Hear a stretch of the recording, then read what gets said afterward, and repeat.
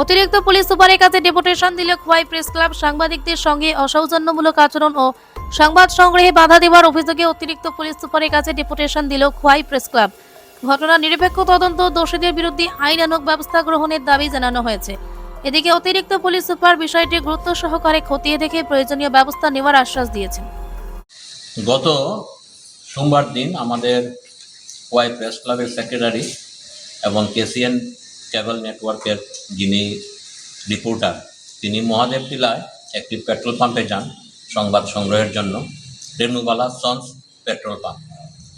ওইখানে যাওয়ার পর ওইখানে যিনি ম্যানেজার, ওই ম্যানেজারের সঙ্গে কথা বলার চেষ্টা করলে সাংবাদিকের সঙ্গে ওই ম্যানেজার খুব অসৌজন্যমূলক আচরণ করেন এবং মিসবিহেভ করেন, বাজে ব্যবহার করেন। এবং ওই পেট্রোল পাম্পে আমরা যেটা জানি আর কি, যে কোনো ড্রামে কোনো তেল দেওয়া যায় না, পেট্রোল। কিন্তু ওই সাংবাদিক শুভঙ্কর দে লক্ষ্য করেন যে ওই পেট্রোল পাম্পে ড্রামে করে পেট্রোল বিক্রি করা হচ্ছিল। তার কারণ জিজ্ঞেস করছিল সাংবাদিক শুভঙ্কর দে ওই ম্যানেজার বাবুর সাথে। তখন ওই ম্যানেজার বাবু ক্ষিপ্ত হয়ে ওর সাথে অসৌজন্যমূলক আচরণ করে, বাজে বিহেভ করেন।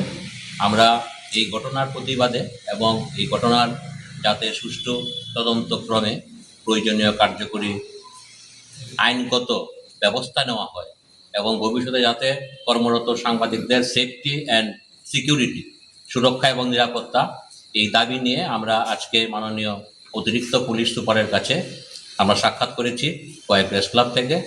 আমরা এখানকার সাংবাদিকরা ভবিষ্যতে আমাদের যে নিরাপত্তা বিধান, এই দাবি আমরা করেছি। তিনি আশ্বাস দিয়েছেন ব্যাপারটা তিনি দেখবেন।